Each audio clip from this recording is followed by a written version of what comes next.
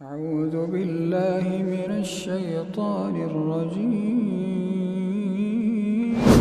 وما كان الناس إلا أمة واحدة فاختلفوا ولولا كلمة سبقت من ربك لقضي بينهم فيما فيه يختلفون۔ اور شروع میں تو لوگ نہیں تھے مگر ایک ہی امت، ایک ہی دین کے اوپر، پس بعد میں انہوں نے آپس میں اختلاف کرنا شروع کر دیا۔ یعنی شروع میں جب آدم علیہ السلام اور ان کی اولاد تھی تو ظاہر ہے اس وقت تو کافر کوئی نہیں تھا، دین فطرت کے اوپر تھے، ایک پیغمبر کی اولاد تھے، دوسرا کانسیپٹ ایگزسٹ ہی نہیں کرتا تھا۔ یہ بعد میں اختلاف آئے، اور اگر تیرے رب کے ہاں اس کی ڈیسٹنی میں، اس کی تقدیر میں، اس کے بنائے ہوئے پلان کے اندر یہ بات پہلے سے نہ لکھی ہوئی ہوتی تو ہم ان کے درمیان فیصلہ کر دیتے جو یہ اختلاف کیا کرتے تھے۔ یعنی اللہ کے ہاں یہ چیز لکھی ہوئی تھی کہ یہ فیصلہ آخرت کے دن ہونا ہے، اگر دنیا میں حساب برابر کرنا ہوتا تو کب سے یہ معاملہ حل ہو چکا ہوتا، لیکن یہ اللہ نے اپنے لیے خود چوز کیا کہ دنیا میں ڈھیل دوں گا، کبھی چھوٹی موٹی تکلیف بھی دوں گا تاکہ یہ اللہ کی طرف پلٹ آئیں، الٹیمیٹلی جو گرفت ہے وہ آخرت کے دن ہوگی۔ اس دن پھر اللہ تعالیٰ نے کسی کو نہیں چھوڑنا، اس دن جس کے اوپر گرفت فرمانی ہے وہ فرمانی ہے۔ دنیا میں تو ڈھیل مل جاتی ہے، پھر بھی آخرت میں ایسا کوئی چانس نہیں ہے۔ وَيَقُولُونَ لَوْلَا أُنزِلَ عَلَيْهِ آيَةٌ مِّن رَّبِّهِ فَقُلْ إِنَّمَا الْغَيْبُ لِلَّهِ فَانتَظِرُوا إِنِّي مَعَكُم مِّنَ الْمُنتَظِرِينَ۔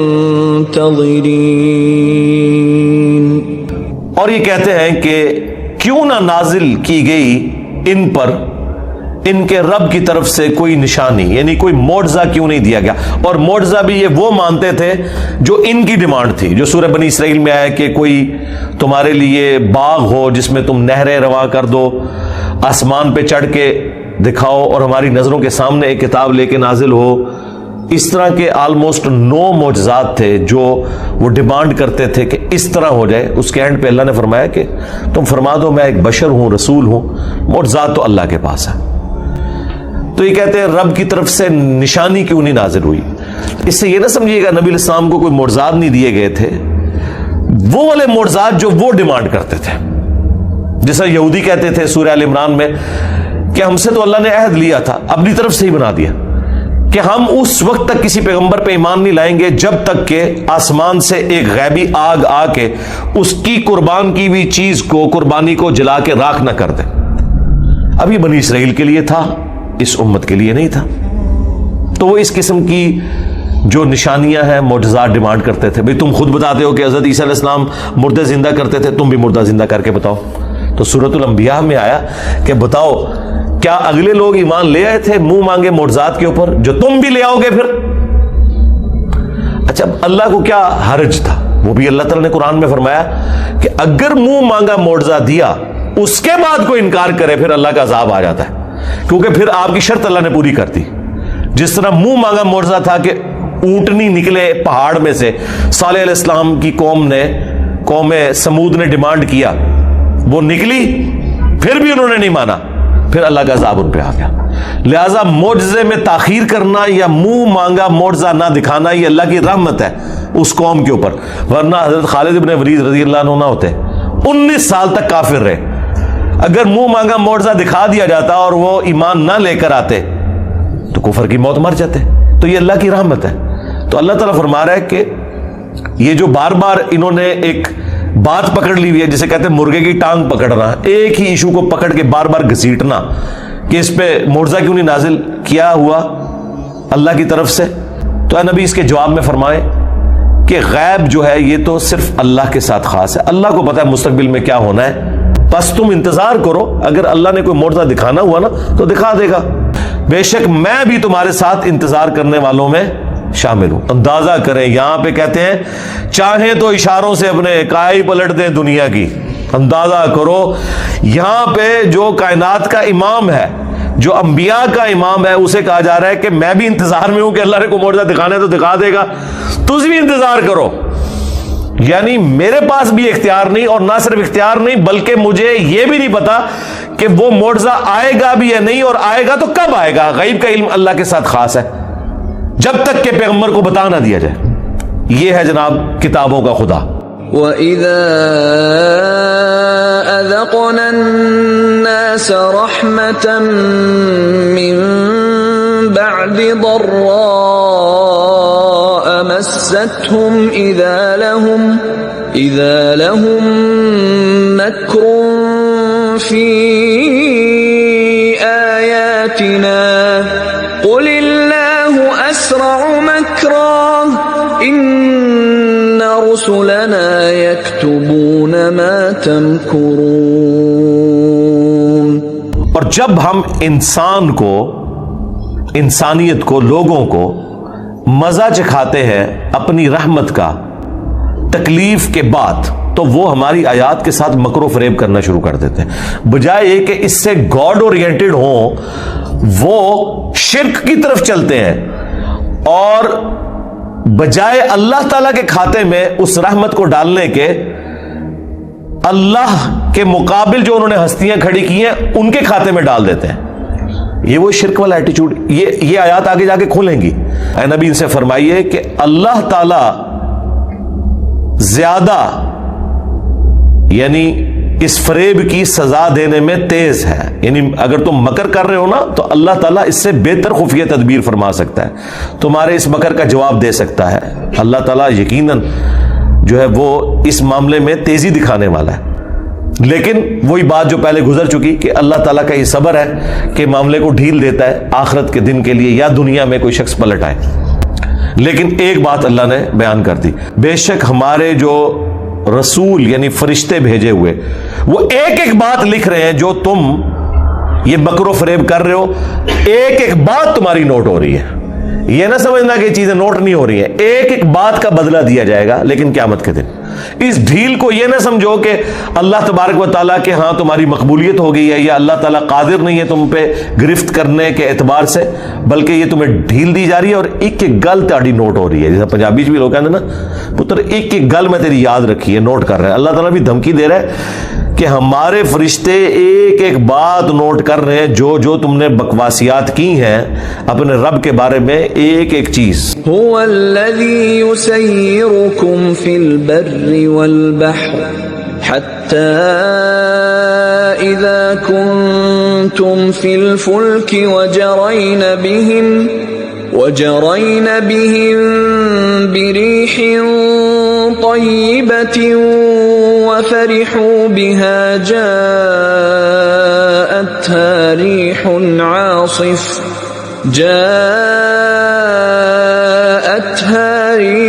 عاصف وجاءهم الموج من كل مكان وظنوا أنهم أحيط بهم دعوا الله مخلصين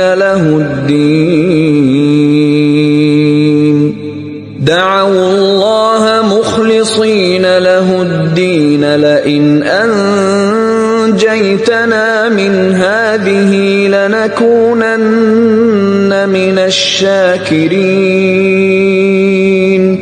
وہی ہے جو تمہیں سیر کرواتا ہے خشکیوں میں بھی اور سمندروں میں بھی, یہاں تک کہ جب تم سوار ہوتے ہو کشتی کے اندر اور وہ چلنے لگتی ہے اپنے مسافروں کو لے کر, ہوا کو اپنے موافق پاتے ہوئے. یعنی اگلے زمانوں میں آپ کو پتا ہے انجن تو نہیں تھے, تو بادبان والے بڑے بڑے جہاز ہوتے تھے جن کے اوپر ایسے بادبان لگے ہوتے تھے کہ جو ہوا کو روکتے تھے اور اس کو ایڈجسٹ کر کے ہوا کے زور کے اوپر وہ کشتیاں چلتی تھیں. وہ آج بھی کبھی کبھار آپ کو اولمپکس میں مقابلے دکھاتے ہیں. وہ سمندر میں چونکہ ہوائیں, اچھا یہ دیکھیں اللہ نے ہوائیں سمندر میں رکھی ہوئی ہیں. سمندر میں اگر ہوا نہ چلے بس جو گیا پھر وہ گیا, کیونکہ خشکی تو بہت کم ہے, آلموسٹ 2/3 تو سمندر ہے, پھر آپ کنارے پہ لگ بیٹھے. یہ ہو گئی نہیں کہ سمندر میں ہوائیں نہ چلیں, ورنہ تو یہ نظام ہی پاسبل نہ ہوتا اس زمانے میں جب کہ انجن نہیں تھے. آج کل تو آپ چلے کہہ سکتے ہیں انجن آ گئے, اور مسافر بڑے مسرور ہوتے ہیں, خوش ہوتے ہیں کہ ٹھیک ہے اب ہم سفر کر رہے ہیں. بڑی آسانی سے حالات موافق ہے کہ اچانک تیز ہوا چل پڑتی ہے. یہ ہوا بھی اس وقت تک کمفرٹیبل ہے جب تک کہ اس رفتار پہ رہے. اگر زیادہ ہوگی تو چیخیں چھڑا دے گی. ایون آپ یہ ونڈ ملز دیکھتے ہیں جو بجلی بنانے کے لیے یوز ہوتی ہیں, ونڈ ملز, ہوا سے جو وہ گھومتی ہیں اور بجلی بنائی جاتی ہے. جب ہوا بہت زیادہ تیز ہو جائے نا تو ان کے پر بھی ٹوٹ جاتے ہیں. ایک خاص حد تک ہی اس کو مینج کیا جا سکتا ہے. دیکھیں اللہ تعالیٰ کی بنائی ہوئی نعمت بھی زحمت بن جاتی ہے اگر اللہ تعالیٰ اسے ایک خاص رفتار سے زیادہ کرتے.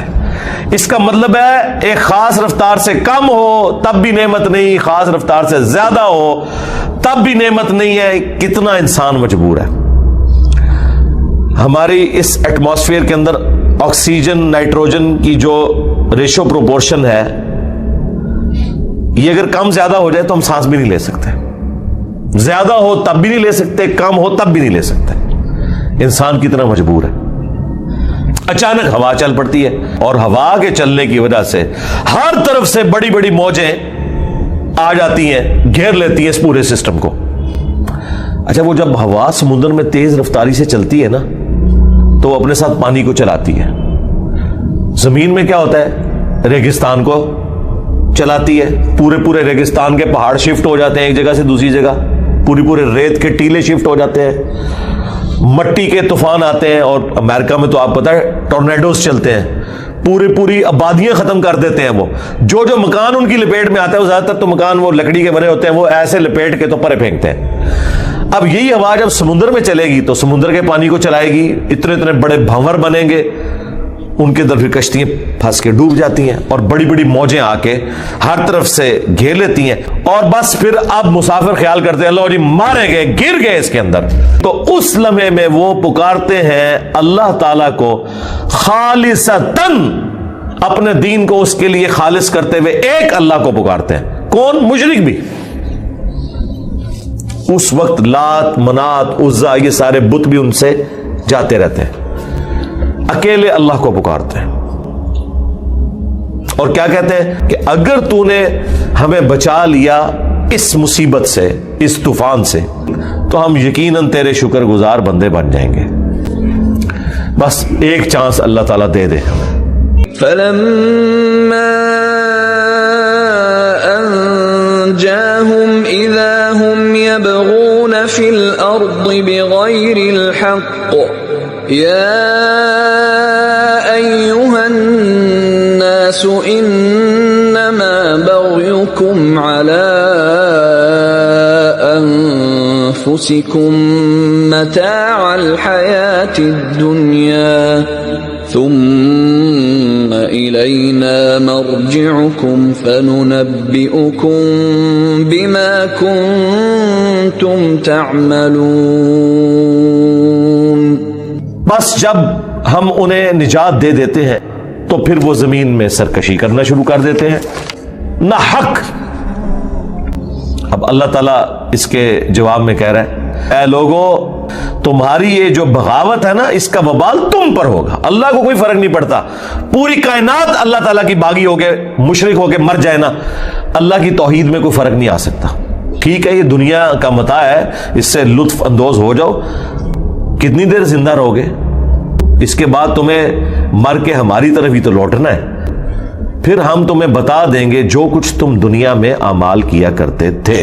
انما مثل الحياة الدنيا كماء انزلناه من السماء فاختلط به نبات الأرض مما يأكل الناس والأنعام حتى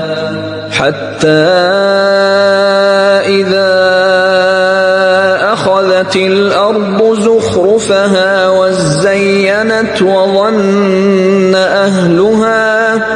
وظن أهلها أنهم قادرون عليها أتاها أمرنا ليلا أو نهارا فجعلناها حصيدا كأن لم تغن بالأمس كذلك نفصل الآيات لقوم يتفكرون. دنیا کی زندگی کی مثال تو نہیں سوائے اس کے کہ جیسا کہ ہم نے آسمان سے پانی کو نازل کیا تو اس سے زمین سے کھیتی نکل آتی ہے. تم بھی اس طریقے سے پیدا ہوتے ہو, بچپنا ہوتا ہے جس میں سے لوگ بھی کھاتے ہیں اور مویشی بھی, یہاں تک کہ جب زمین اپنا پورا سنگھار کر لیتی ہے یعنی وہ گولڈن ہو جاتی ہے. آج کل ہونے والی ہے یہ, آپ دیکھیں اپریل کے پہلے ہفتے کے اندر آپ دیکھیں گے. ابھی میں کل گزر رہا تھا تو گندم جو ہے اب پکنے کے مراحل کے اندر ہے, گرین ہوتی ہے اور 1 سے 2 ہفتے کے اندر ساری کی ساری گولڈن ہو جاتی ہے. تو جب وہ کھیتی پک کے تیار ہو جاتی ہے اور اپنے پورے سنگھار کے اوپر آ جاتی ہے اور پوری آراستہ ہو جاتی ہے, اور اس کے جو اہل ہیں جنہوں نے محنت کی ہوتی ہے اس کھیتی میں, وہ یقین کر لیتے ہیں کہ ہم اس پہ قابو پائیں گے, انشاءاللہ یہ گندم کی کٹائی ہوگی, سال کے دانے تیار ہیں, کہ اچانک ہماری طرف سے حکم آ جاتا ہے رات کے وقت یا دن کے وقت, تو ہم اس پوری کھیتی کو کاٹ کے رکھ دیتے ہیں. یعنی اللہ تعالیٰ کی طرف سے کوئی آگ کا بگولا آئے عذاب کے طور پر, آندھی چلے یا تیز ہوائیں چلیں یا ایسی بارش ہے جس میں برف ہے, تو آپ کو پتا ہے وہ سٹے وہ ٹوٹ کے ایسے لٹک جاتے ہیں, پھر وہ اس کی کٹائی کا بھی ایشو ہو جاتا ہے. اور اسپیسیفکلی ان عذابات کا ذکر ہے جو اگلی قوموں پہ آیا کرتے تھے. تو وہ کھیتی ایسا ہو جاتی ہے جیسا کہ کل یہاں ایگزسٹ ہی نہیں کرتی تھی. اس طریقے سے ہم اپنی قدرت کی نشانیاں, اپنی آیات کو کھول کھول کر بیان کرتے ہیں ان لوگوں کے لیے جو غور و تفکر کرنے والے ہیں. واللہ يدعو إلى دار السلام ويهدي من يشاء إلى صراط مستقیم. اور اللہ تمہیں امن اور سلامتی کے گھر کی طرف بلاتا ہے, یعنی جنت کی طرف, اور وہ ہدایت دیتا ہے جو چاہے کہ اسے ہدایت دی جائے سیدھے راستے کی طرف. ایک یہ ترجمہ بنتا ہے اور ایک ترجمہ اس کا یہ بنتا ہے کہ وہ جسے چاہتا ہے سیدھے راستے کی طرف ہدایت دیتا ہے. یہ دونوں باتیں درست ہیں. للذین احسنوا الحسنى وزیادہ ولا يرهق وجوههم قتر ولا ذلة أولئك أصحاب الجنة هم فيها خالدون. ان کے لیے جنہوں نے نیک عمل کیے اچھی جزا ہے, بلکہ اس سے بڑھ کر ہے. یعنی عمل تو ہم اپنی حیثیت کے مطابق کرتے ہیں نا, تو جزا تو اللہ تعالیٰ اپنی حیثیت کے حساب سے دے گا. وہ تو قرآن میں آیا ہے کہ ایک رول تو اللہ نے رکھ دیا ہے سورۃ الانعام میں کہ نیکی کا بدلہ 10 گنا ہے اور برائی کا بدلہ 1 برائی کے برابر ہے.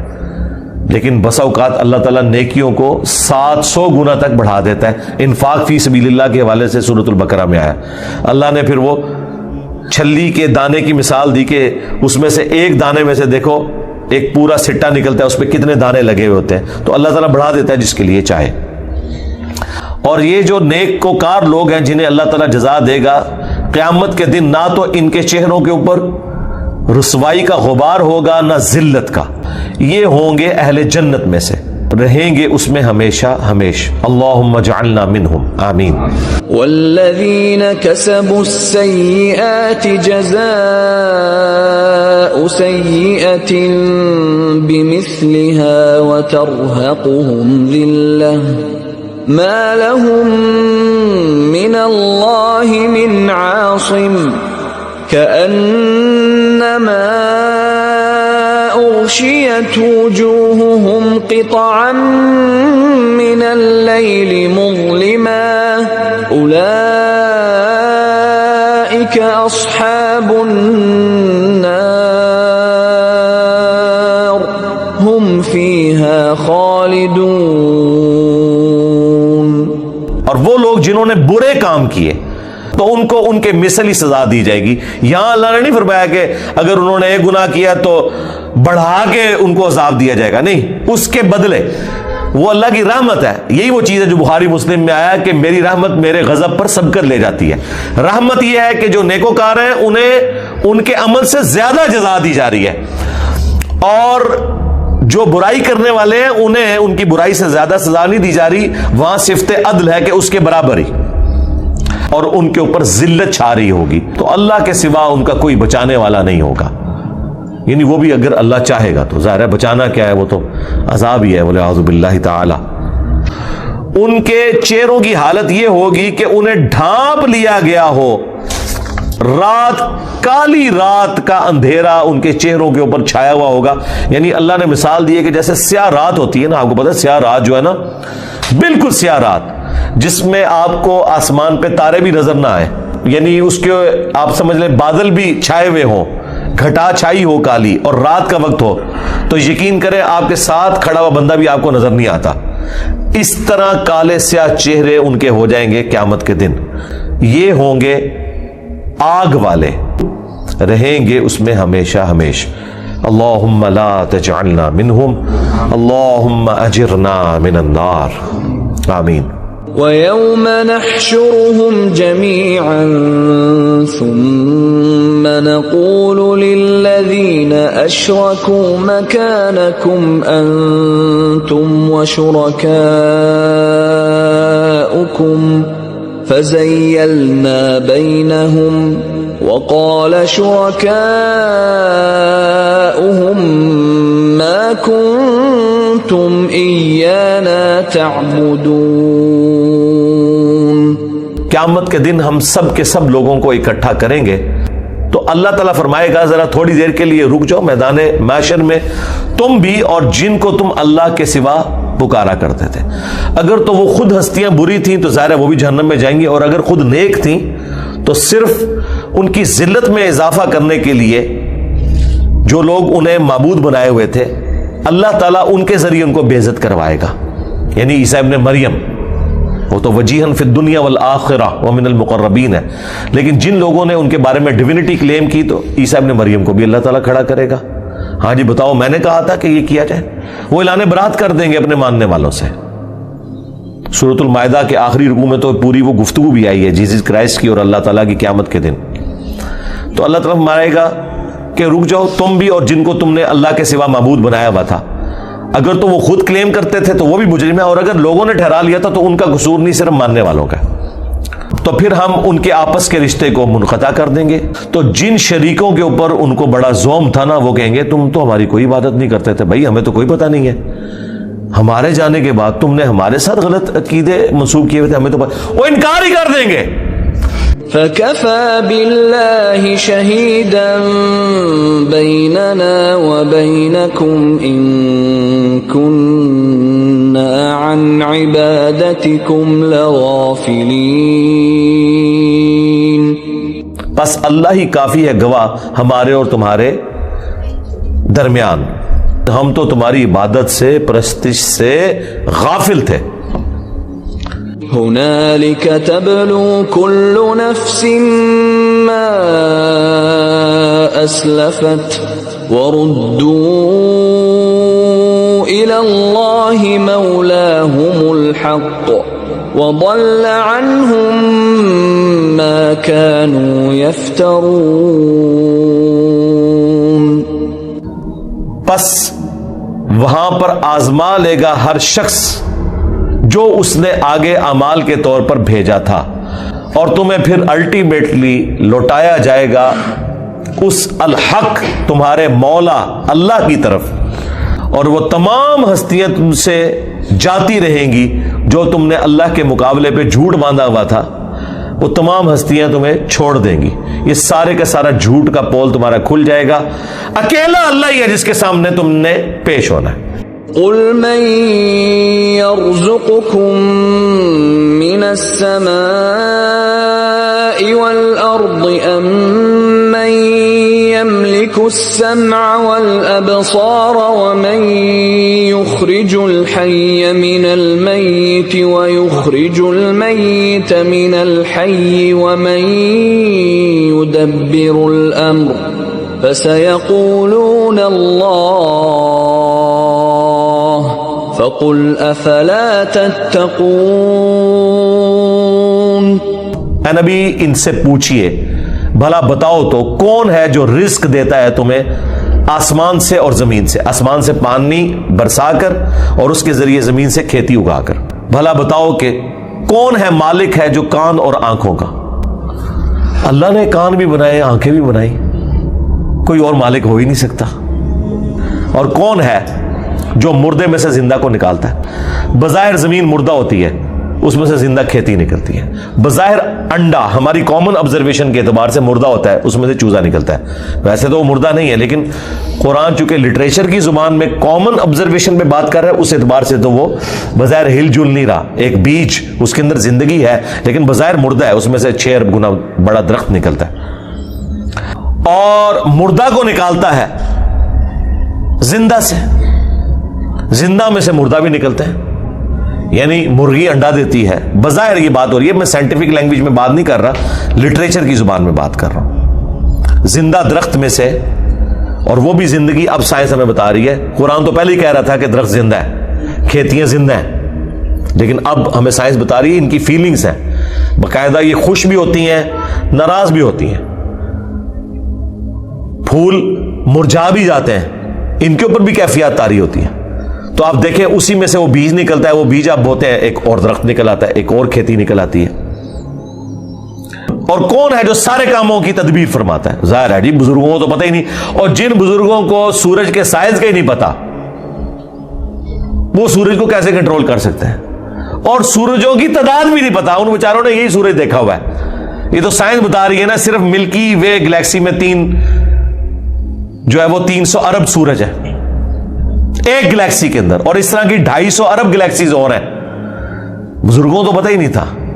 آپ لاکھ کہتے رہیں گے وہ شاہ شمس تبریز نے بوٹی پون لی سی، دادا کرو کہانیاں ان کی سنیں، تو یہ انقریب کہیں گے اللہ ہی کرتا ہے۔ یہ دیکھو مشرکین عرب بھی بتوں کو ساتھ شریک ٹھہراتے ہوئے بھی کہتے تھے نہیں اے کام نہیں بت کر سکتے، اے وڈا ہی اللہ کرتا ہے۔